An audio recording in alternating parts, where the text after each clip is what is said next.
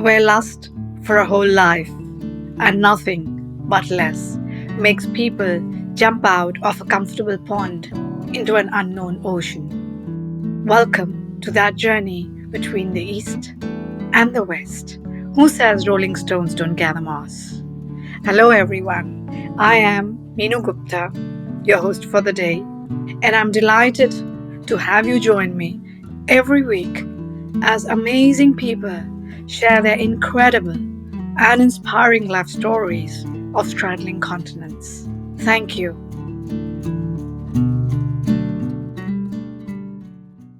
Following a 20-year career in engineering and tech, including in senior management in different parts of the world, Joe became interested in the intercultural field. Now, this interest was rooted in his experience of corporate mergers and acquisitions, of how people adapt to new cultures. At the peak of his corporate career, he abandoned the so called empty commercial world for a more fulfilling life in the intercultural space. Now, he's harnessing his talents to fight for our planet. Out of his passionate interest in the importance of cultural differences, Joe has set up a company to deliver intercultural awareness training to a variety of clients across the globe and has been on the board of CETA Europa, the largest global intercultural organization in the world. So, Joe, I will just jump in. Thank you for joining me today. Thank you for the introduction. And I would like to begin by, and this is really my pet question. So, I'd like to begin by understanding who you think you are beyond your name. We discussed that a bit before, and the roles in the world. That's a wonderful question. I always tend to think that, and I'm more and more inclined to think that the concept of being an individual isn't very helpful. So I tend to, when you ask, who am I can only explain that in the context of the different groups, if you like, that I'm part of.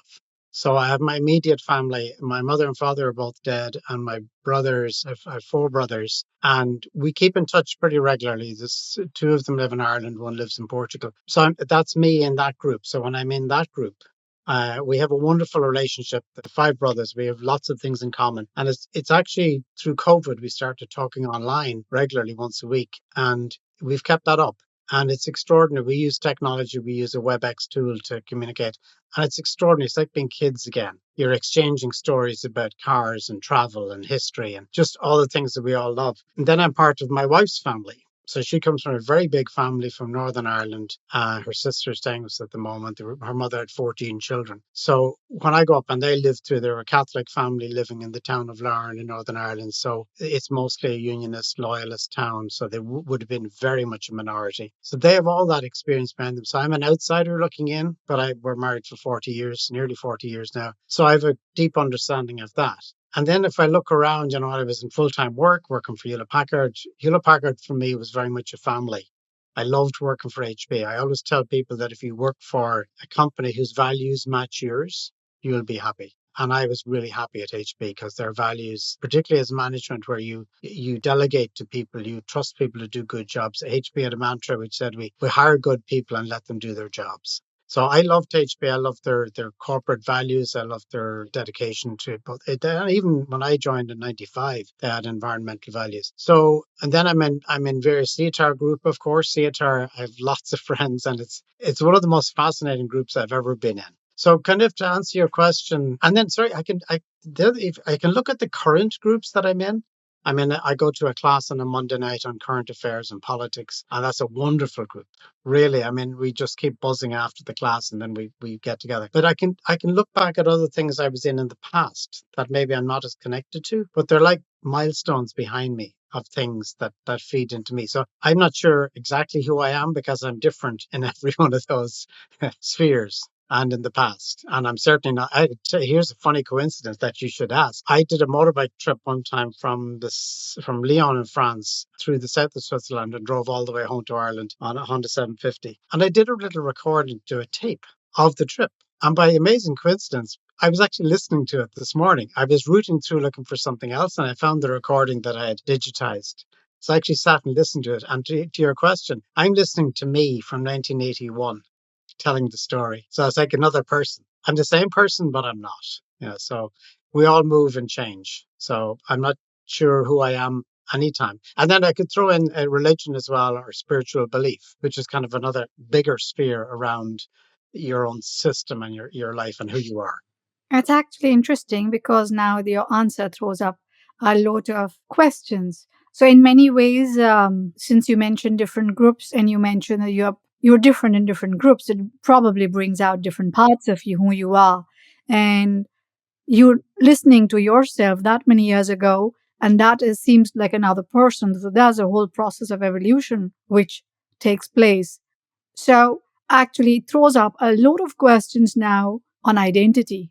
A lot of people attach, okay, I am this so and so, I am the father or mother of so and so, I am the wife or the husband of so and so, I am the head of this company. So these are again different roles. And again, they are very different groups we are part of. And then, but who are we beyond all that?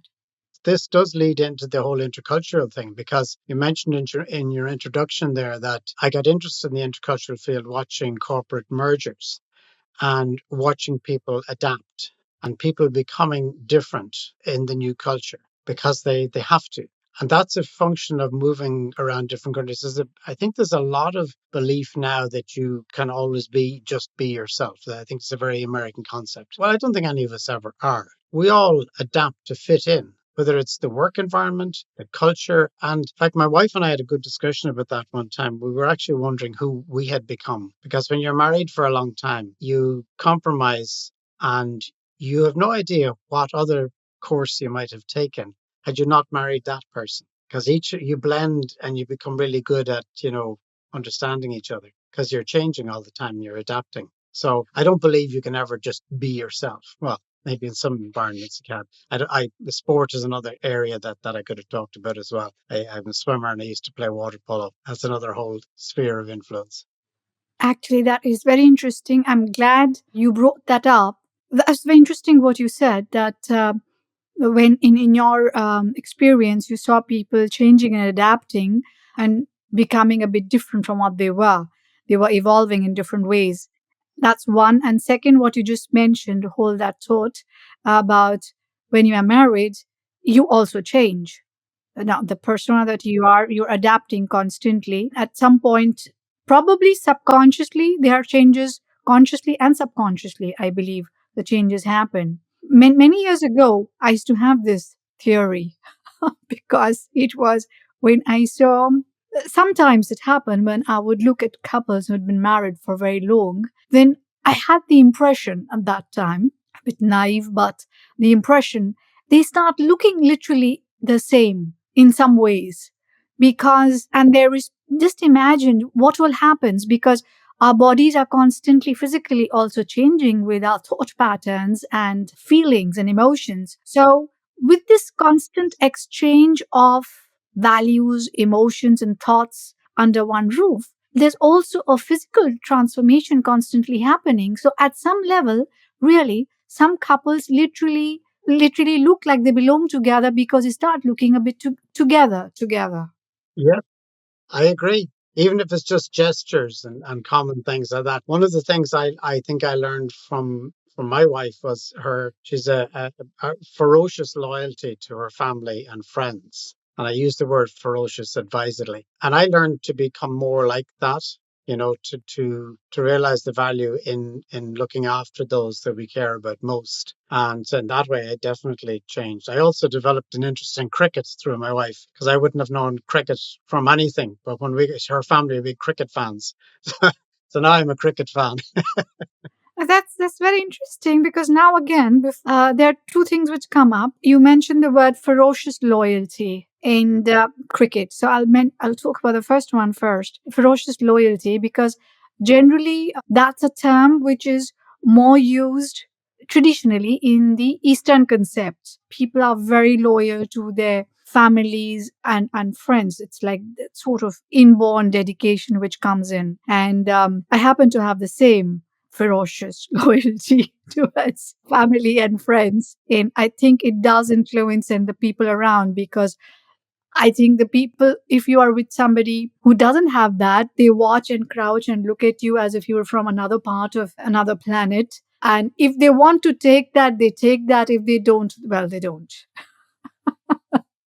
Yeah, I have an interesting theory, not a bit more than a theory. I do a lot of work with African cultures and from my time in Africa. And I see a lot of, I was talking to somebody the other day and she mentioned the South African concept of Ubuntu, which is about community and looking after the community. And I said to her, well, that's pretty much the same in rural Ireland. Now, the city parts of most countries are a bit different, but rural Ireland still has that. And it's my belief that most humans, if we could pre-industrial world, all humans had that sense of community, sense of family. It would look different in different places, but it was always about protection, about caring for the people who you know you can trust. And we've lost it a bit, I think, as an industrialized age. And I also think with the American, and I use the word very advisedly because I've talked about this before in other forums, the American concept of individualism, the things that really annoy me are people saying things like, be the best you can, it's always about how you can succeed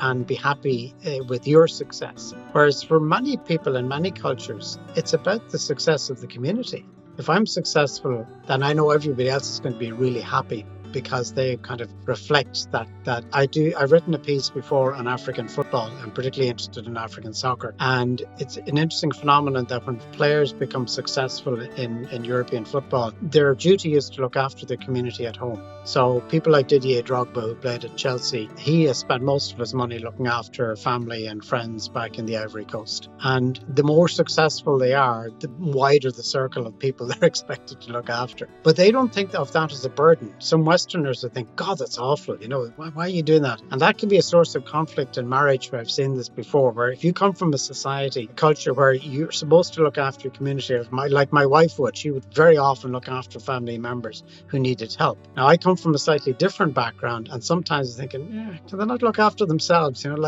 But to her, that would be absolutely unthinkable that she wouldn't help one of the family, because that's what you're supposed to do, and that's your job. So I've learned that over the years. And I think in many societies, I know in Indian culture, that would be a very, very strong feature too, of looking after the community that may be not as well off.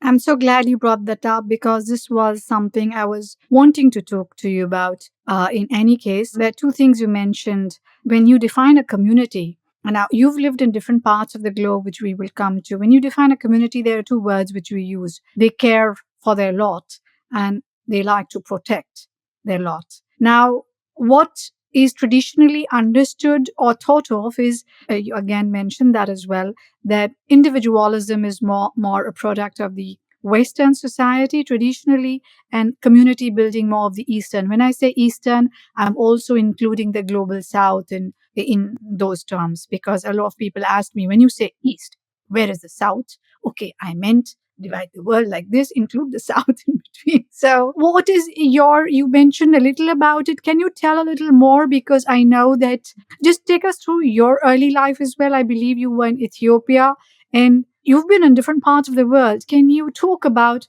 this and in your experiences? And you mentioned about your wife, and I totally understand there. I feel for that because I'm also like that in terms of community. Family then comes first, or the friends. One would look out for that person just like as if they were you. However, that for me is also taken from the Christian statement. There is something in the Bible which is also said, look out for the other. Look for the other person the way you would do for yourself, do for the other.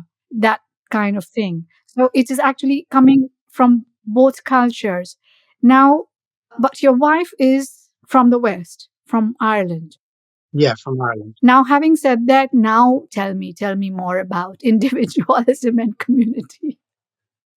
Yeah, if I can, that because that's a subject that I'm really exercised about these days. So I would go further. I don't believe, I think individualism is something that come out of the wealth of the United States. I believe individualism is a luxury. It can only exist in cultures that are wealthy and people can survive on their own or feel they can survive on their own, or that they can hold themselves up above the community and say, look at me, look at how rich and powerful I am. And I would argue, in fact, that it's not even universal in the United States. I lived in a place called Corvallis in in Oregon, Western Oregon, and very community focused. That part of the United States, the Northwest, I know there's kind of the jokes about Portland and all that kind of Northwest culture, but it really is very community and caring society. But I believe that in almost every single country I've been in or lived in Europe, once you dig a little bit, you find that community exists. So I was listening to that tape this morning of my journey on the motorbike through Europe, and I had a lovely story about that. So I was traveling from Lyon and I was trying to get up to the south of Germany. I was going through the Alps. I was going through the Valais in the south of Switzerland, and I was trying to cross a thing called the Furka Pass. And stupidly, being from Ireland, didn't realize in October there was going to be snow at the Furka Pass. So I drove up, and as I was driving the mic up, the snow was getting deeper and deeper around me. And eventually I came to this little hotel, and there was a man outside at the door, and I stopped, and I had only a few words of German, but I asked him, could I cross the pass on the motorbike? And he just stood on the road in front of me and told me to go back. So I turned around and went back down. And now I'd been 10 hours on the bike that day. I was really, really cold. And I got back into the next town of Brieg, and Visp, and I asked a woman at the petrol station, could she tell me where the youth hostel was? And I got to the youth hostel and it was closed. So now I'm usually pretty resourceful, but now it's dark. It's about 2 degrees below. I have no money, nowhere to stay. And I'm like, what? Next thing, this Volkswagen Beetle pulled in front of me. There was a woman from the petrol station, a young woman by the name of Suzanne, and she said, could you not find the youth hostel? I said, it's closed. So we kind of broken French between us. And so she thought for a minute, she says, follow me. So I followed her up the side of the mountain, and her mother put me up for the night. And this is somebody I'd never met before. And I'd always been told that Switzerland was very cold and, not very friendly and people wouldn't look after you. So not only did they look after me, they put me up for the night, gave me breakfast and food and all the rest. And when she was there, she had her daughter. She'd been with this guy, an Italian guy, and he had left her, but her daughter, Vanessa, was there. We've stayed friends. Vanessa has come to stay with us. That's the daughter. We've been friends ever since then. The reason she stopped to and invited me back is because her brother Herbie was traveling in South America, and she thought, well, if he was in trouble, I'd like somebody to look after him. But what I found out was when her society, they live in a town called Agarn in the south of Switzerland, in the Valais, and it's quite it was always a very poor area. Now, to an outsider now, they look quite well off, but at one time they had famine and really, really tough times there. But their community is quite extraordinary. The next year I went back to visit, and her brother Herbie was home from South America, and he took me around all the pubs in the village. And I thought, this is like being in Ireland. And he was introducing me to people. This is his cousin and his brother and his uncle, and they all play football on the local football team together. So I think the idea that somehow the West has lost that sense of community is not right. It's there if you look for it. And I'm always struck in France, for example, the number of local community festivals that happen. Every little village has some festival and everybody comes out to join in. And so I think the individualism that I would suggest has poisoned us and has come out of the wealth of the United States. And it actually ties into my belief about the problems of climate change, because I believe that what we're facing is a lack of a sense of a worldwide community. Because if we actually cared about ourselves as a community worldwide, I'm not sure that's even possible. But people doing things in rich countries that cause people to die in poor countries like Somalia, that's not a sense of community. And how do we get there? I'm still struggling with that question. How do we create a sense of it? How do we make people feel that if I take a long distance flight, somebody in a nomadic group in Somalia is going to die, and to care about that? I don't know how we get there, but that's kind of the link to the individualism. It's very interesting. And I'm sure I will actually put out that question that you just mentioned. And I'm sure with that thread, we'll find a whole fabric slowly, because it's actually very, very interesting what you just mentioned about individualism and community. So, what comes out is there have been communities for both sides of the world, east to west, and in all parts of the world. It's that means individualism is actually a product of our times, and in your opinion, it has arisen from the wealth in the US. That's how it originally arose. And now it's in what I see, it seems to be a product of our times, and it is also overtaking different parts of the world, also the so-called East. Absolutely. Yes, it is. And it is a pervasive thing. And, you know, television was probably, well, actually, I would go back to movies in Hollywood. You know, the Hollywood movie thing, Machine, was the first time we propagated a US set of values. And I don't mean that negatively, because I loved living in the United States and I have lots of great friends there. But it is a commercial, I don't, I'm going to say something that I haven't thought out fully yet, but I think the individualism thing is something that's built up to allow companies to sell things to us. Because the United States is always about selling things to you. So it's very hard to do that with everybody as part of a community. But when you're an individual and you can be made to feel, well, if I buy this thing, I'm going to be better than all those people and I'm going to be happier and I'm going to fulfill my place. Whereas in community based cultures, your place is only as one of the community. You don't have, in fact, in a lot of, I think in places like Japan, I think they would even struggle to understand what does it mean to be an individual because you really only exist for the community. I think that's a basic human thing, to be honest. I think when you explore it, we all only exist because of the people around us. That's a very interesting statement. I'm coming to the next one while I'm processing a thought because when you just mentioned about the US companies trying, yes, I believe the selling part definitely comes from that, originates from that country. And there is another thing which started with that is competition, how one is better than the other. And in my belief system, individualism and competition go together and they are being bred in the schools now across the globe. How you can stand out apart from the next child in the school and the university and the country, you are one above the rest. So it's actually very interesting. So and while I was talking to another one of my guests the other day, it was a very beautiful line which came up. There was being seen, heard, and acknowledged as a way to feeling a sense of belonging, and then as also pertaining to community, and that itself lends so much of security to a person, that peace starts prevailing in that community. Yeah, I just want to write that down. Hold on. So being seen, heard, and acknowledged, because that's really important. And just thinking, okay, seen, heard, and acknowledged. Because you could then, I think the next question I'd ask is, what does that look like in a family? So as I said, my wife's from a family of 14. Of course, they all have their individual personalities, but no one ever stand out. I mean, they will talk about it because they were all very good at sport and they're all very musical. So they will celebrate the success. Her sister, for example, my wife's sister, who sadly died last year, she was an opera singer, but not full time, but she wanted to be a professional opera singer. But her first major performance was at the opera in Belfast, and she actually sang with Pavarotti when Pavarotti was 19. Wow. Yeah, he was in Belfast, and she sang. She had the program with her name and herself and Pavarotti at the top of the program. But so the family would all talk about that, but she wouldn't see it as a source of pride. I'm even struggling to find the right words here. So she would know that she would be seen, heard, and acknowledged for that success. But that would be, okay. So that's it.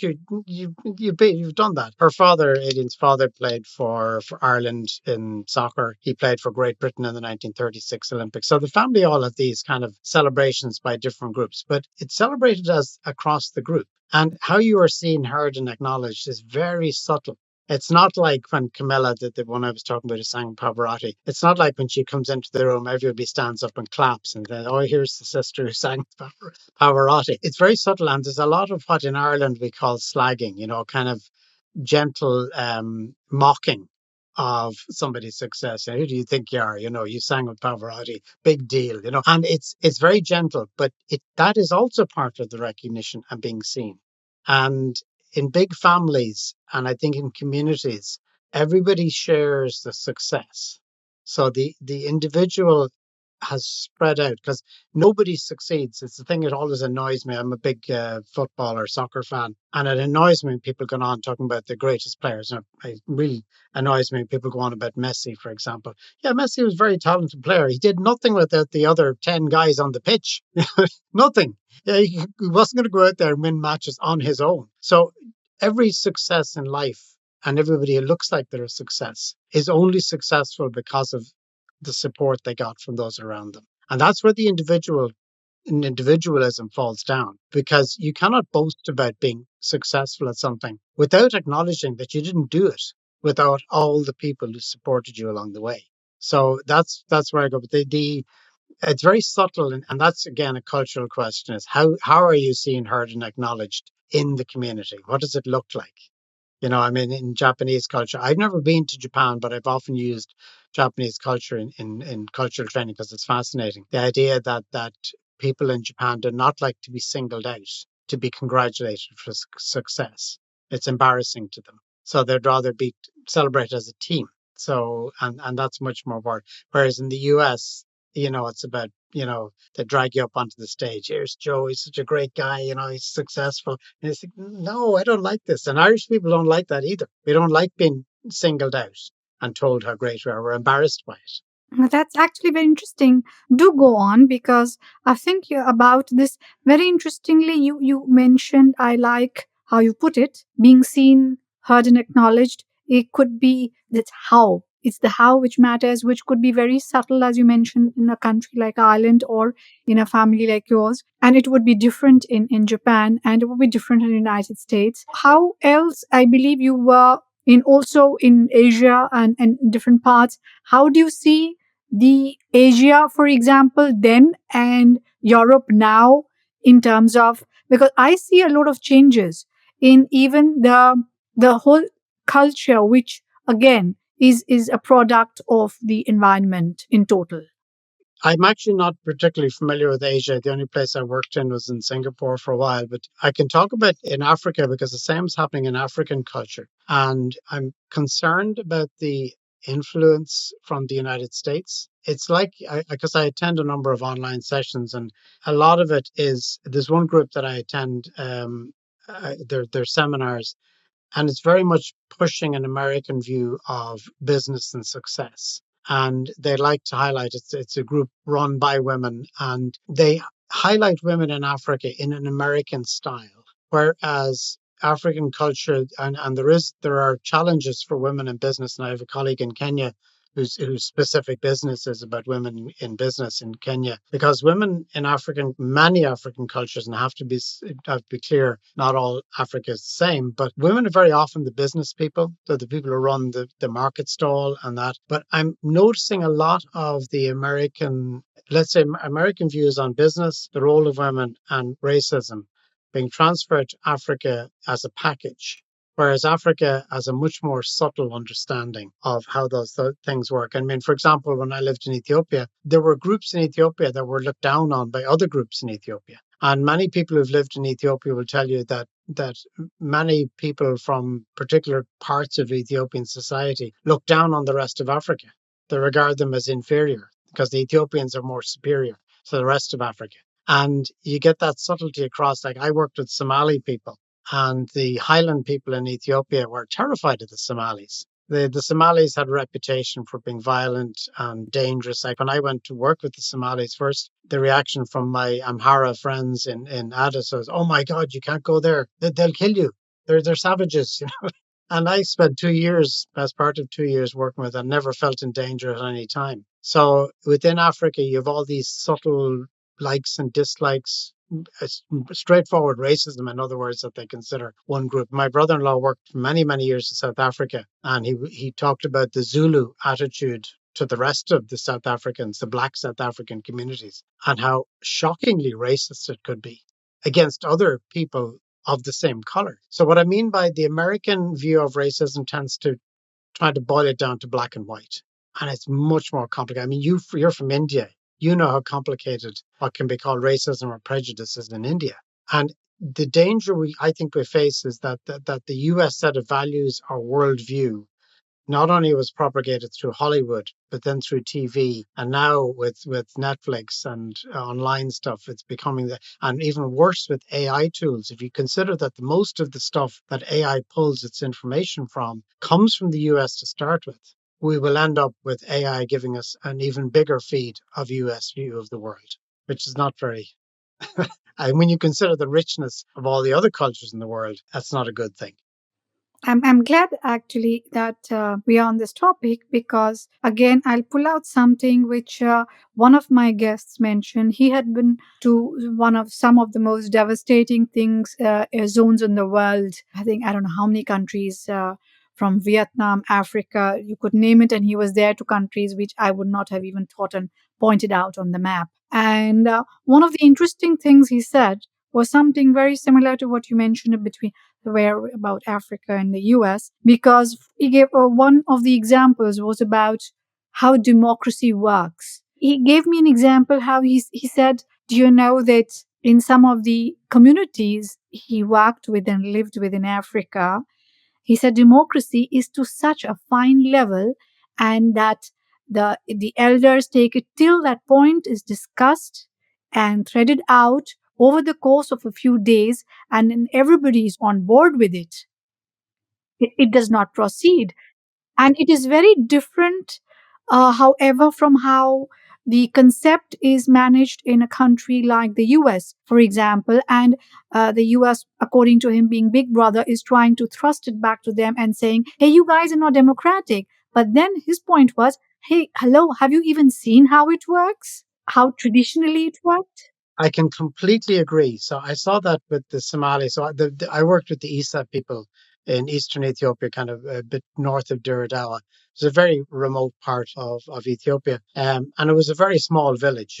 Maybe there was maybe 200 people in the village. But I remember attending a couple of meetings, and as a Westerner with a certain view of time and how things get done, and I'm an engineer, I could find it quite frustrating because it took so long. So the meeting would start, and there'd be an older person, an elder, usually the older men would start the talking, and nobody would interrupt them until they were finished. Then they'd sit down, then somebody else.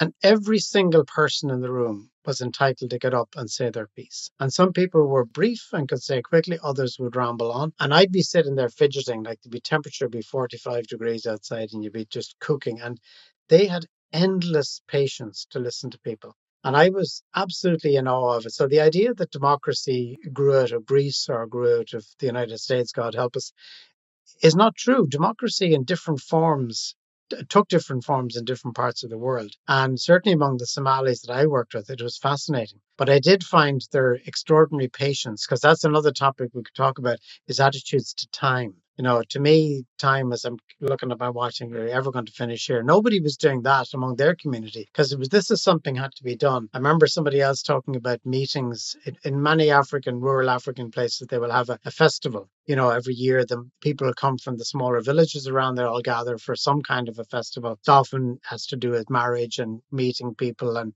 then trade and selling cattle or sheep or goats or whatever. And they arrive, but the festival doesn't start on a particular day. In the West, we would say now the festival will start next Sunday and we'll kick off at 9 o'clock in the morning. No, in many of these cultures, it starts when everybody is there. So they have a rough idea. So they all kind of gradually dribble in.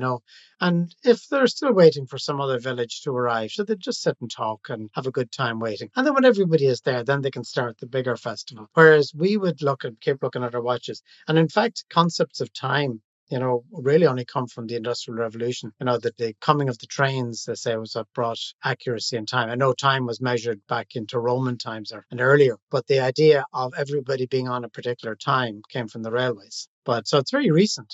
So how we perceive time, I think, is really interesting.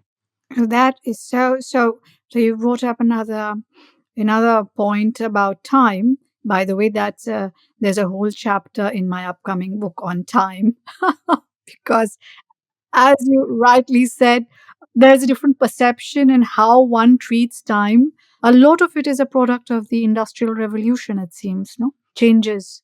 Yes, it changes our idea of the task oriented cultures versus relationship, and cultures for relationship is more important. The task is secondary. But unfortunately, and I would tend to have been, because as I said, I was trained as an engineer and you become quite task focused, but you have to change yourself as well to realize, well, actually, creating relationships is a vital part of trust and achieving things. I think a lot of it, I tell you a story about it coming to Ireland, and I don't know if it happened to you when you're here. It's less true now, but it was always true when I was growing up. I'd say up to maybe 10, 15 years ago, Irish people would always ask a stranger where they were from. And for a lot of cultures, that's a bit intrusive. So we would ask people, where are you from? Um, and it was simply to make a connection. So it's an amazing number of times, particularly when we were more isolated, we didn't have people coming from other countries. But if somebody asked me, if I'm in Galway, for example, and somebody says, "Oh, where are you from?" And I say, "Well, I was born in Dublin, but my family are from County Mayo." "Oh, what part of Mayo?" And I'd say, "Well, it was a small village." And this happened to me one time. There was a friend of mine in Dublin that he was actually an anti-war campaigner, and I was walking back with him after one of the events, and I said to him, he's quite a colourful character, and I said, "By the way, where are you from?" Because his name was Colin Roddy, and he said, "Oh, you wouldn't know. It's a small village in Mayo." And I said, "Oh, really?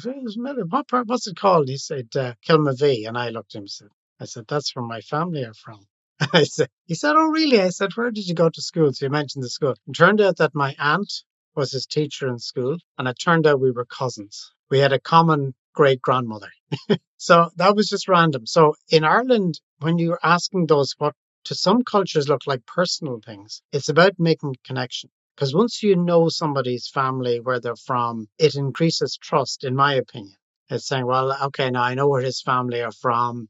He knows that I know, so we can go from here. But increasingly, again, it's a kind of it's come out of the kind of, I hesitate to use the word political correctness, but the idea that you don't ask somebody where they're from, because it can lead to a kind of a racist response, like, "Oh, well, why don't you go back to where you came from?" But in Ireland, it is always about finding to have a connection. And even in the modern world, like I haven't done it with you now, but if we were sitting having a beer in the evening, I'd ask you more about where your family from in India. And it's happened to me many times. I'll talk to somebody from another country, and it might even be just that I visited that town. I remember I had a student of mine once, and she was from Grenada, and because I'd spent time in Granada, and we had great conversation. And I actually had a student, I'll tell you an amazing story. I had a student one time, I told you the story about meeting the Swiss woman when I was driving the motorbike that time. So I had a Swiss student in my class, and I was asking where she was from. And she said, "Oh, I'm from a little village in Switzerland." And I said, "Oh, where is it?" She said, "Oh, it's in the valley in the south. You wouldn't have heard of it." So I said, "Where is it?" She said, it's a place called Agarn." And I said, "That's funny. I know people there." It turned out that she knew the family that I knew. She was in my class. So that connection, or that asking questions, can seem intrusive to some cultures. And I know this is a thing, a lot of people don't understand how different English culture is to Irish culture. English people, who, when they come to Ireland, are often uncomfortable with the level of personal questions that they're asked. And I have a number of English friends who totally agree with me about that. They get used to it eventually, but they still find it uncomfortable when people ask them, "Do you have brothers and sisters? Things like this, And we just, it's just about creating a relationship. And it's quite strong in this country, thankfully. We're still victims of the same, let's say, wave of American influence, but, we're still retain some of our relationship focus in this country, particularly in rural Ireland. That's interesting. So when people are asking a lot of questions or even talking beyond the weather, we just all trying to find a way to make a connection, whether it is from somewhere or whatever other question one might ask. But by the way, if you ask me today where I'm from, let's say I meet you somewhere, I come to Ireland and I meet you for the first time, and if you ask me today, where are you from, Mino? I will start thinking, and I'm probably not the only one now in the way the world is evolving nowadays. Because I was born in India. I was born and brought up there. My work has been across between continents, and I live in Germany most of the time, and between India and Germany and Italy, but I'm living here in Germany. And now when I go to a third country or a fourth country or whichever country, somebody asks me that question, I'm trying to figure out, does a person want to know where I was born or where I live?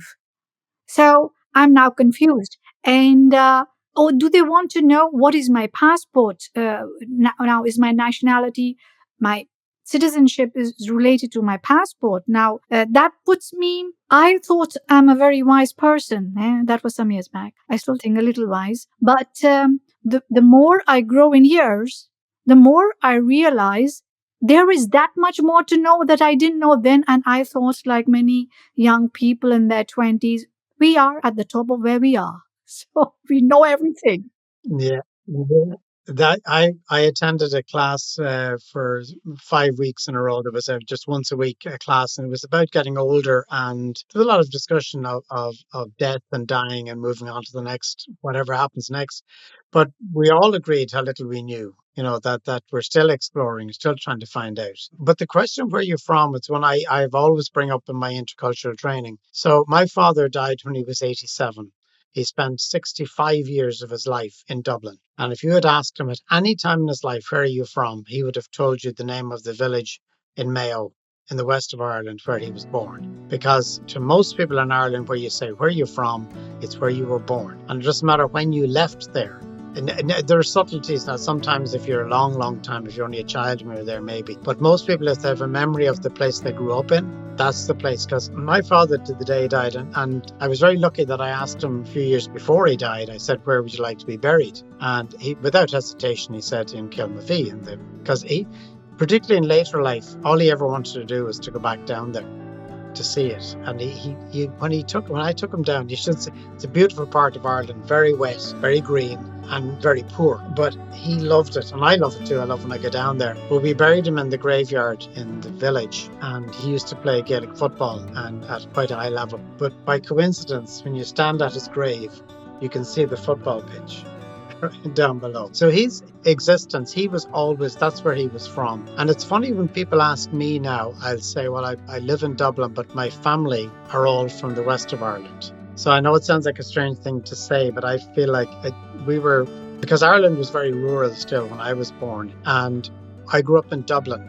And my Dublin friends always regarded me as from the country, because I didn't have a really strong Dublin accent. But when I went home to the countryside, they always considered me from Dublin. So we never really fitted into either area. So that's another thing that I've often looked at in my own cultural experience, because sometimes it's very hard to fit in entirely, because you're always a little bit from somewhere else. So yeah, it's a great question. And I always talk about, if you ask somebody in the United States, where are you from? They immediately tell you where they live. That's what that question means. And I love to dig with people from the US. I ask somebody from the US and I say, where are you from? Oh, I'm from Chicago. And I always ask the next question. Oh, were you born in Chicago? Well, no, I grew up in Milwaukee. And I said, oh, were you born in Milwaukee? But no, actually I was born in New York. And there's always like three layers. The first question though is they always think of where you live, because in the US, they don't have that sense of attachment to place that most people in Europe and most people around the world do. In Ireland and even many European countries, where you were born is very, very important, because that's a community that still holds you. And your name, we talked about names, your name in Ireland is still associated with the region, with the location. In all parts of Ireland, if you go to the local graveyard and write down all the names you see, you'll find three or four that cover 80% of the population in the graveyard. And even after all the emigration that we've had in this country, names tend to persist. So your identity with where you were born is really important. When you are working and living in different parts of the world, which you did, or let me come down to how did you start there? Because I believe that the first country out of Ireland that you landed in your early life was Ethiopia. So how did that work out? Actually, no. I lived in France before that. I lived in Lyon, and that was one of the things that I learned very early on, that, within any country, the differences in culture. I mean, Lyon was quite, well, to start with, it's quite a conservative Catholic city and wouldn't be the friendliest city, I would say. but most of my friends there were foreigners anyway. So, and I had a French girlfriend as well. So we often talk about what Lyon is like compared to the rest of France. But then, yes, I came home from France and I signed up to do a volunteer position with an Irish aid agency as an engineer on an irrigation project in eastern Ethiopia with Somali nomads, as I mentioned before. To be honest, I had no idea what I was getting into. I just always wanted to work in Africa from the time I was kind of in my last 2 years in university doing engineering. There was a guy a year ahead of me had gone with the Irish agency called Concern. And I always assumed I'd go to Tanzania. But when I was living in France, I still have the telegram. And with telegram in those days, no email or anything like that. A telegram to tell me there was a position open in Ethiopia and would I go there? And I knew very little about Ethiopia. And I remember going to the library in the university in Lyon to get a book on Ethiopia. It was called Le Toit d'Afrique, the Roof of Africa. And so I read all about that and I knew about Haile Selassie, but other than that, not much. So it was a real shock. And not only just arriving in Ethiopia, Ethiopia is a country, well, a country now of about 110, 120 million people. At that time, I think it was around 50 or 60 million. Nobody really was sure. But it's a country of many, many different ethnic groups. And as I mentioned earlier, the Somalis from eastern Ethiopia, I mean, technically, as far as I'm concerned, it shouldn't even be in Ethiopia. I have a great sympathy for the Somali people in general because they're divided among one, two, three countries at least, four countries, when they really should be one homogenous country. But that's a whole other story. But yeah, I was sent out there and was asked to start this project based on a World Food Program idea of digging wells and irrigating land. And the idea of the Ethiopian government, it was political. They wanted to settle the nomads because they didn't trust them. Ethiopia at that time was a Marxist-Leninist government, and they didn't like the idea of nomadic people wandering into Somalia or wandering into Djibouti as they did. And they didn't really trust them in case, because there had been a war between Ethiopia and Somalia before that. So we kind of, I suppose we got caught into the middle of a political idea as well. And the nomads, they didn't really want to settle. Nomadic people generally don't, but it wasn't designed around their lifestyle. If I could be given a magic wand and be sent back now, I would do things very differently because I don't think I had a deep understanding of their cultural needs and why it was so different. But then I worked there for a year and a half, well, sorry, nearly 20 months in total. And eventually the organization closed the project because they really couldn't fund it any further, which was a great shame. But that's going to be the subject of my book, Mino. I'm going to be writing a book about this. But I was transferred then to northern Ethiopia during the famine in 84, which is where I met my wife. She was a nurse who had been sent out from Ireland. She had lots of experience in Zambia and in Thailand. But I was sent into the middle of that famine, and my job was building feeding centers for the famine. So that was people talk about life changing experience. That was a life changing experience, which 40 years later, I still haven't got my head around what we saw and what we had to put together. We had days when we had over 100 people dying in the camp. So it was a grim time, and nothing was the same afterwards. I found it very hard to take the trivial things of life seriously that many people do. So it was, and my wife and I, then we got married when we got home from Ethiopia. But anyway, that's a very long story. The book hopefully will come out sometime. Actually, it's very interesting because your entire, I assume the line that you just used, it was a life changing experience. So, can you share how? Because that sort of put you on a certain, changed your perspective on how you looked at things from then on in your different parts of the world. So it opened up different doors in different ways, I gather. Yeah, I think one of the things, and I have thought a bit about this, what did it change? One of the things that it made me very aware of is this incredible complexity, not just of Africa, of Ethiopia in this case, the complexity of cultures and history. And I'm a real history nut. In fact, every book I read is factual of some kind, and history. I'm fascinated by history, but it left me with an understanding of how complex everywhere is and how little outsiders grasp of what they see. It's part of what I teach in my intercultural training is what you see is only interpreted. I mean, many people have written about this. You interpret what you see through your own experience, and that usually is not enough when you're in cultures that are very different to your own. And the other thing it taught me was never to make judgments about what you're seeing. And that can be very, very hard, because things that can seem cruel, or you don't have a right as an outsider. You may have a view, but you don't have a right as an outsider to make judgments on other people's cultural choices. Even when they are, and again, it's a thing I taught in classes, is even when there are things that you really disagree with. And very often the treatment of women in many cultures is so difficult to deal with from my perspective, from a particular perspective, but it's still really difficult. I tell people, if you go to a culture where there are things you really can't live with, then you really shouldn't be there. And sometimes it is wise to step back, because sometimes there are cultural values. For example, if you and I were to travel tomorrow to Afghanistan, and the way women are now treated in Afghanistan is quite shocking. And how would you deal with that? Would you stay in Afghanistan? Would you try to work with it? Would you put your life at risk? I know these are really difficult questions. So that's what it taught me, I think, the complexity and the how much so many people have so little.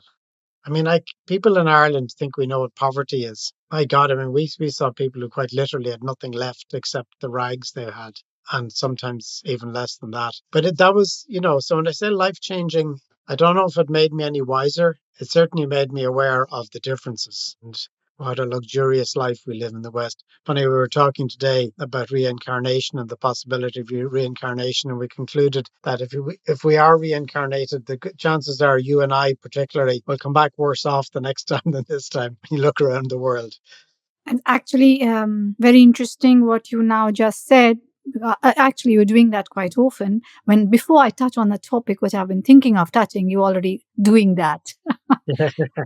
I wanted to ask you about, because I read in one of your recent articles, you mentioned how death is treated differently in different parts of the globe. Do share that. And while you share that, do share your opinion on the subject of death and dying. Yeah, it's fascinating to watch the way different peoples of the world deal with that. So the dramatic first thing I noticed was, say, difference between Ireland and England. Like a lot of Irish people have family in England, and the first time I noticed it was my brother's wife's father died relatively young, in his early 50s. And my brother and his wife had two small children at the time, so they were bringing the children to the funeral, and their English relatives were horrified. I said, you can't bring children to a funeral. That's not allowed. And they were my brother particularly said, why?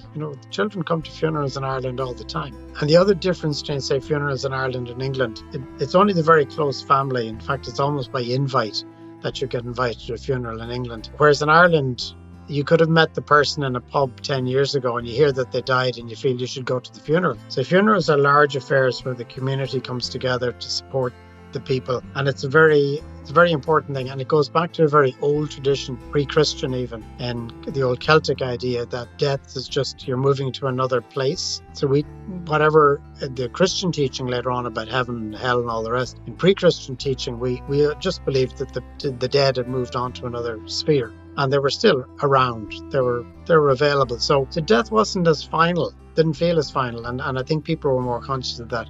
I remember being at a funeral in Ethiopia. The husband of a woman we knew died. And they had this very interesting tradition where the woman, the widow, shaved her head and wore black. And that's different in different cultures. Well, I've read about places in Papua New Guinea where they bury somebody and then a year later they dig the body up and they clean all the bones and then bury it again. Now, many people think that was absolutely horrible thing to do. Another place, I can't remember exactly where it is, somewhere around Indonesia, that kind of general area, where when somebody dies, they're mummified and they're kept in a part of the house or in a shed outside the house. And when people come to the house, they go to visit the dead relative. And I think it's 5 or longer years the person is buried. So culture and how you look at death and how you experience death. And in the US, it tends to be quite formal. And again, depending which community in the US you come from, because you have to always remember that people come from particular communities and the traditions around death. Yeah, I suppose my own view on it is that, to be honest, I have no idea. It's the one thing that's, what do they say? The only things in life that are certain are death and taxes. So death is a certainty. It's not something I worry about or even think about very much. What I am conscious of as I get older is the time left to me and how valuable it is. And I've also given up the idea, sense of panic that you should do something useful, some big achievement for your life. I think life is about doing small things. That's why in the climate change things, I know all I can do is very small things. But then, as somebody much wiser than I said, that's all that ever changes things. It's all the small actions. Now, I personally think the small actions are not going to be enough to save us from the worst of climate change, but we still have to do them. So it's about time. I don't know what happens after I go, and I don't even know when I go, but it is inevitable, no matter what. But one thing that I learned from kind of caring for my father as he got older, and my mother to a certain extent too, was that you tend, if I die, my father died at 87. So if I live as long as he did, I've got about another 20 years to go. I have no idea whether I'll do that. But what I realized with my father was that for about the last 6 or 7 years of his life, he was quite unwell. So none of us knows where that bit where you're not going to be able to do things is going to hit you. So my current philosophy of life is do what you can, enjoy what you can, and realize that the clock is ticking. And eventually some things you won't be able to do. But as each thing comes along that you won't be able to do. So for example, I used to play football, soccer a lot. Absolutely loved it. Played squash. Both my knees are really bad now. My knees are joints are terrible. So I can't play football or play squash anymore. But I can cycle and I can still swim. So I can do those things. And if I have to stop cycling, I'll find something else that I can do. There's always something, and one should keep doing them. Anyway, that's my own philosophy at the moment. It's when you're younger, you think it's a long way off. It comes faster than we think. That's very interesting. Thank you for sharing that, your experience of an understanding or of death in different countries. And in India, I mean, coming from you having your cultural roots in India, I mean, India has all sorts of fascinating traditions around death, some of them quite bizarre as well, particularly about cremation. And then, of course, you've got the Ganges and the role the Ganges plays in tradition in India. It's absolutely fascinating. It's one of the subjects that I think in theatre and in many cultures don't want to talk about. We're really good at it in Ireland. We're really good at talking about death, and we're really good at funerals. So let's talk about it. Since you mentioned about India, yes, in the India also, India is of course multicultural in terms of religion as well. So of course they are the Parsis, they are the Muslims, and they are the Hindus, and they are the Jains and the Buddhists, and you can go on and on. And the Hindu culture, what you just mentioned about the cremation. Yes, their body is cremated, and pretty much similar to the Celtic belief that you mentioned. The After the body is cremated, obviously it is not the final thing; it's a phase, and you are reincarnated, and the soul remains it remains there for a while, and then moves on to the next level and comes back in other forms and bodies. That is the general belief called reincarnation. And after the cremation process, during the cremation, there's a lot of there are a complete set of religious rites which take place, which may seem, of course, very bizarre to an outsider. But those rites include the fire, they include the chanting of the mantras, and those mantras go back in the ether through times, thousands of years before they've been put together, and they are for the release of the soul as well. And so there are a certain period of days, 14 days, and according to some traditions, where another something is done, because it is believed that the soul is still there in it remains close to the individuals where it was. It is still finding its way. And a year later, something else is done, and so on and so forth. And this is again only one of the sets which I have mentioned. For example, the Jains, of course, would also believe in something even more simpler. And again, that it's the death is not a final thing. It is just the way of the soul to change its clothes, which is the body. And we are just changing form. And one of the most beautiful books I have ever read not only on the subject of death. On the whole, one of the most beautiful is his Tibetan book of living and dying. Ah, okay. Phenomenal. One of the few books which I read backward and forward again and again. And one of the most simplest and most important wisdom of life I learned from there was the following: the person who understands death knows how to live well. Yes, I couldn't agree more. That's really, really important. The traditions around death in every country are very important to help people deal with the grief. One of the traditions I love in Irish culture, and it's still observed very much in most places, is when the person dies, the body is never left alone.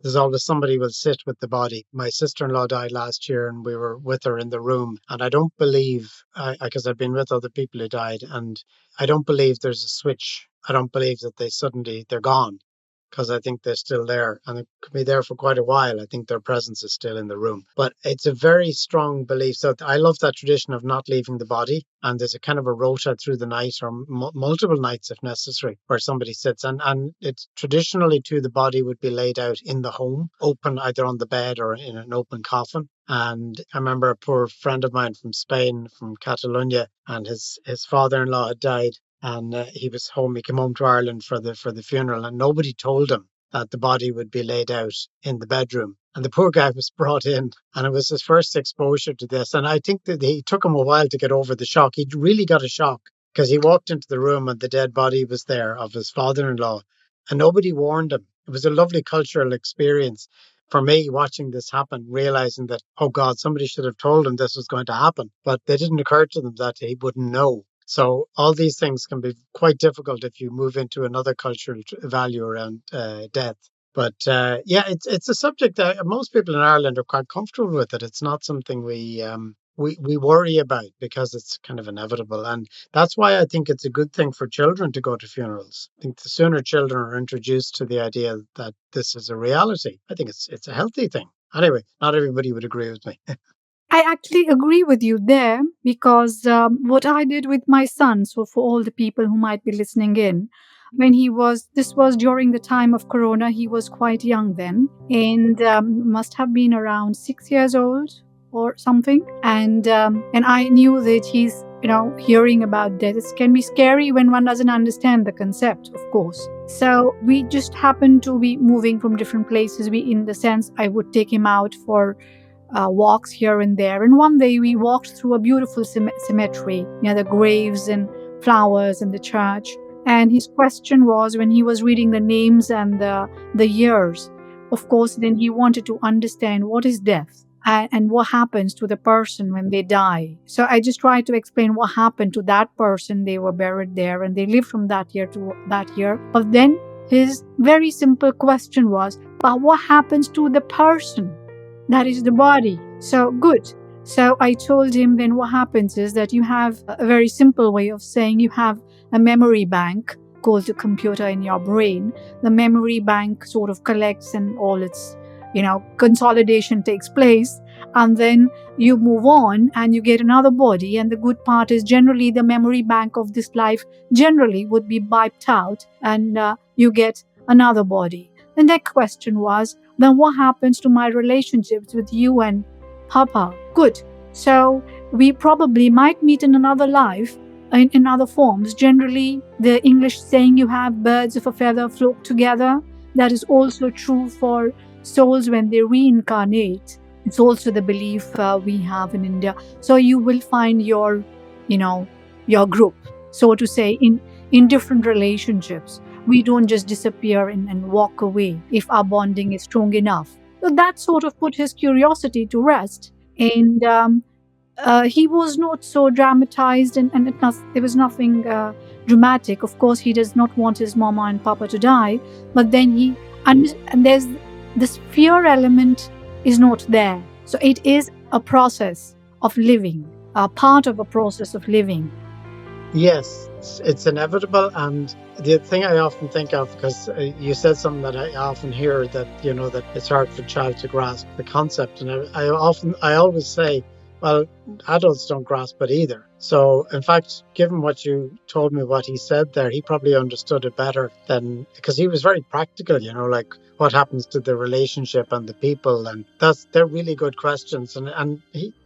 All kids should be encouraged to keep asking questions. When my mother-in-law died, the youngest of her nieces was only about 3 or 4 at the time, and so my mother-in-law was lying out on the bed. So we brought Anna in. She was only, like I said, 3 or 4 at the time, and she wanted to sit up beside her granny. So we put her sitting on the bed beside her granny. So she kissed her granny, and she said, "Oh, granny's very cold." But she was totally relaxed. She was just sitting there, kind of looking at granny, and she wasn't stressed out or worried because everybody else in the room took this as normal. And I think that's a really good thing. And I also think that, your son and all kids should keep asking questions, because we don't know the answers either. We really don't. We take it on faith, or we hope that there is something on the other side. I mean, there have been studies done recently. I saw a scientific study. They're trying to do more and more studies to see what is happening, what are the brain waves, what happens when you actually start to die. And the report I read said they're finding some really interesting things about the activities that go on in the brain as people die.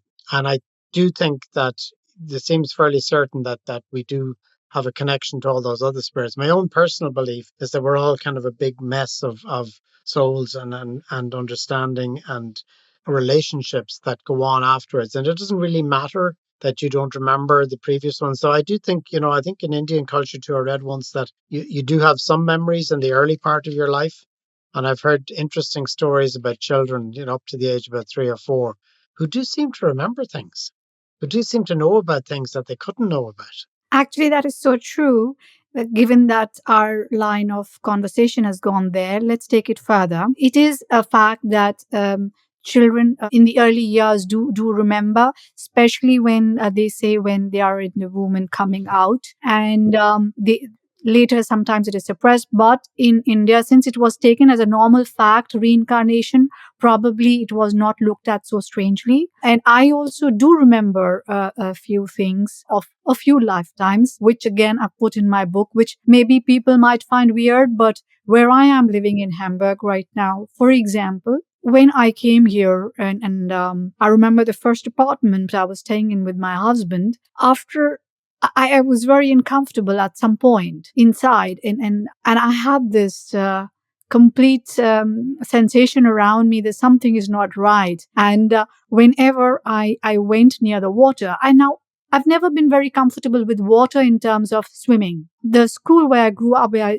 I was educated, a British French school in India, we had a swimming pool and all the kids would swim. And I finally quit swimming. I was very uncomfortable in water. And I discovered that in Hamburg, when I finally went to the Elbe to walk alongside the Elbe, I started crying because I looked at the sky and that river, and then I knew because I had dreamt of it, and I knew that was the place I had died. Oh, wow. And I had the sensation of drowning and losing air.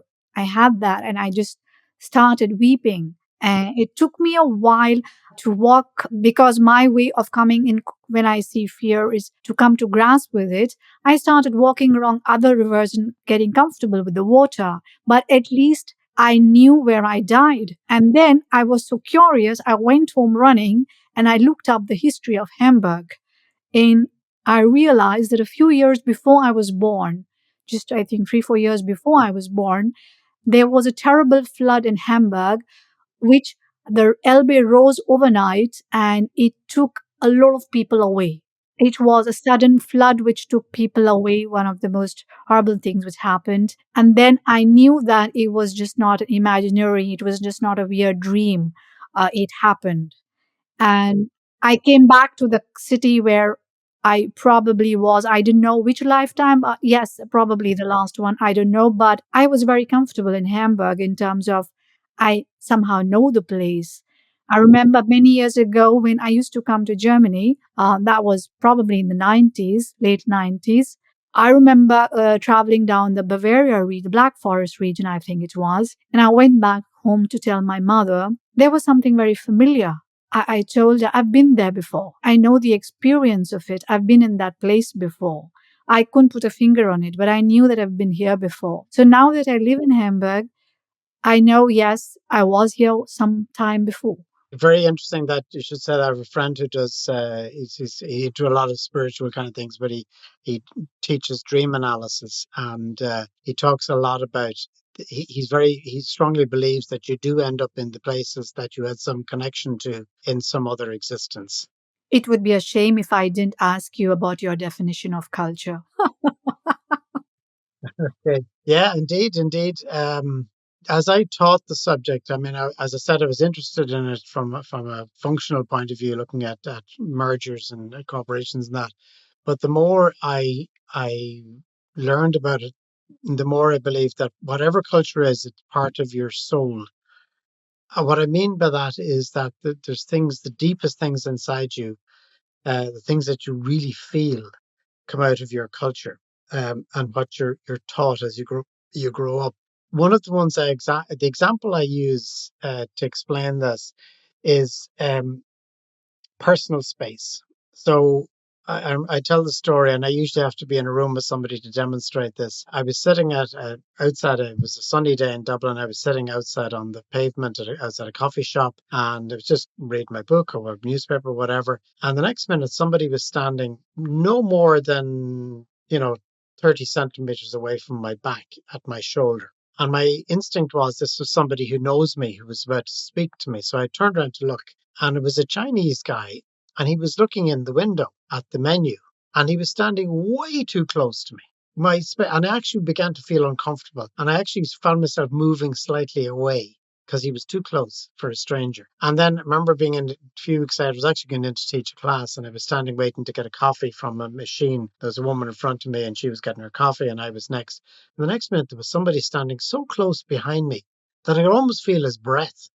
And I didn't look around, but as soon as I stepped forward to get my coffee, I had a quick look behind me. And again, it was a Chinese guy. Now, they both felt that they were within the normal space, but for me, it was uncomfortable. And it was that feeling of, I really don't like this. No, you're way too close to me. So sometimes the cultural things that we feel very strongly are right inside our gut almost. I think culture is how would I describe it?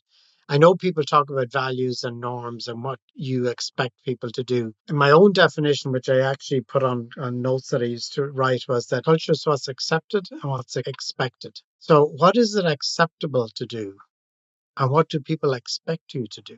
So when you're in one culture, there are certain things that are acceptable. The one I always use in my class too is about when I went to Ethiopia first, and was there no more than a few weeks, when I was standing with one of the guys I was working with, and he held my hand.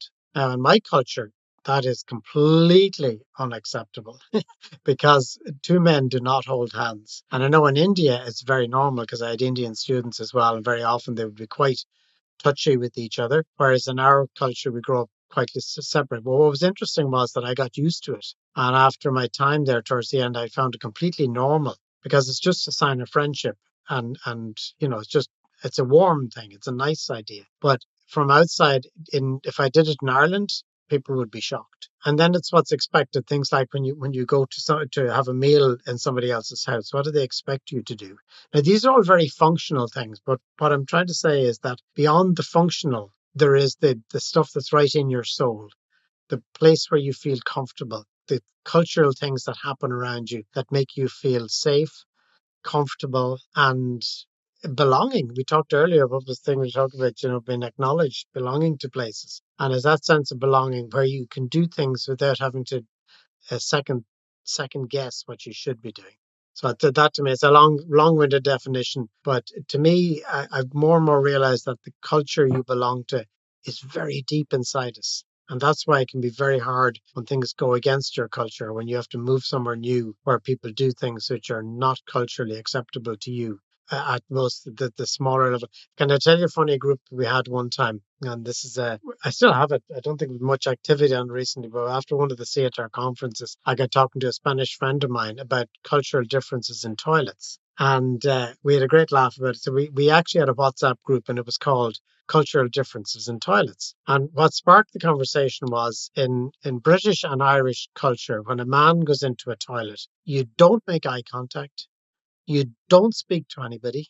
If there are five urinals you spread out. So you take the one at the end, and then somebody takes the one at the other end. Then somebody takes the one in the middle, and you don't stand beside somebody if you can not stand beside somebody, and you don't converse, and you get out as quickly as you can. So I was in a toilet in a pub in Dublin, and these two Spanish guys came in, and they immediately started talking to me, chatting away and all the rest. And I was looking, this is a bit strange. So I was asking my Spanish friend, is that normal? He says, yeah, of course. We always talk to people. And so we got talking about the different ways people behave in toilets. And there's a lot of, you find a lot of stuff online about people going to toilets in China and finding it utterly disgusting, really, and I really find it very difficult. So the cultural differences in toilets, I like to think there's no area, well, it's actually true, there's no area of human activity that you can't study cultural difference. And that's what I've always loved about the subject. I'm endlessly fascinated when I go to different places and watch the way people behave. And I love studying it. I don't always find it something I like, but I'm still passionate about it, about those differences. Well, that's interesting. So that's a new thing as well that I have just discussed today, beyond the subject of death in different countries. And you've been across the different continents. Uh, do you call yourself a global citizen, and what do you understand by that term? Oh, that's a really good question. So I struggle when people. I'm very proud of my Irish heritage, but for me that means my family and what they went through and the various experiences people have. I've done a lot of study and reading, and I've lots of books on the Irish famine of the 1840s. And my family would have lived in a part of Ireland where the death rate was 30%. Now, unfortunately, again, because we were under British rule, there's very little records kept of the people who died in the famine in Ireland. But I have dug through and I'm pretty certain I found an account of the death of a man in a part of County Mayo who is almost certainly, in fact, I'm 99.9% certain he was a relative of mine, and it's a description of his death. And I actually wrote a little story around that, imagining his family left behind afterwards. Anyway, so to me, being Irish is that connection and that history, but I really don't feel warm about national anthems or flags or, supporting somebody just because they're Irish. I don't get that. I have a warm feeling for all the friends and connections I have around the world. And I've had friends in every place I've been. And that means more. To me, the nationality thing is a much lower level thing. I do think your community and your identity with that community is very, very important. Going back through history. And we talked about reincarnation. I have a picture of my grandmother and grandfather up on the wall beside me here. And I think it's very much an Asian idea of ancestors. And I remember a Korean student I had once telling me that she grew up in South Korea, and they had these American missionaries used to come in, and she was brought up as a Christian with these missionary groups, and they were evangelical Christians. And you understand the Asian idea of the ancestors, how important they are to the culture. And very often they will have, the ancestor place will be left at the table for the ancestors. But anyway, somebody asked this American missionary, well, what happens to our ancestors who weren't introduced to Christ and they weren't saved? And he straight out said, oh, they all go to hell. And the poor girl, even when she told me, she was still shocked that he could even say that. So I like to think of all those ancestors that I had before. And I very often think of my grandparents. And I always think that they're not too far away.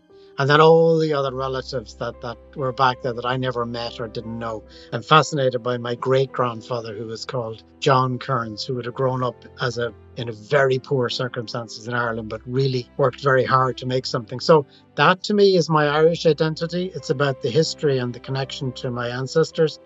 But the nationality stuff, that's very tenuous. If you look at India, India used to include Pakistan and it used to include Bangladesh under the British, but it doesn't anymore. So your identity is, to me, more connected to your community. So that if that's a global citizen, yeah, I like that.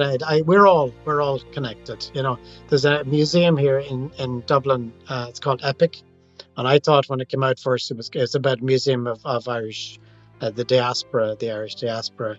I don't know if you know this statistic, but there are about 6 or 7 million people on this island of Ireland. Um, but they're estimated to be between 70 and 80 million around the world that are of Irish descent. because of the British occupation. We ended up emigrating all over the world. So, but the museum is called Epic, but it actually is an anagram, or it stands for every person is connected. And that is my one of my fundamental beliefs, that we're all connected, no matter where in the world. Because we all came out of Africa from a very small group of people, and we're all related. That's wonderful answer. I was there, by the way. I went to the museum also, Oh, did you? Oh, right. Yes, yes. and it was beautiful. And it actually was very interesting. It's interesting that when I lived in the United States, and I lived there for a year, but I worked for about 10 years back and forward, spending various periods of time. But when you ask people in the U.S. where their family are from, if they have an Irish connection, they always know about it and they always want to talk about it. But their other connections aren't so strong. They don't notice them. They don't seem to be so strong.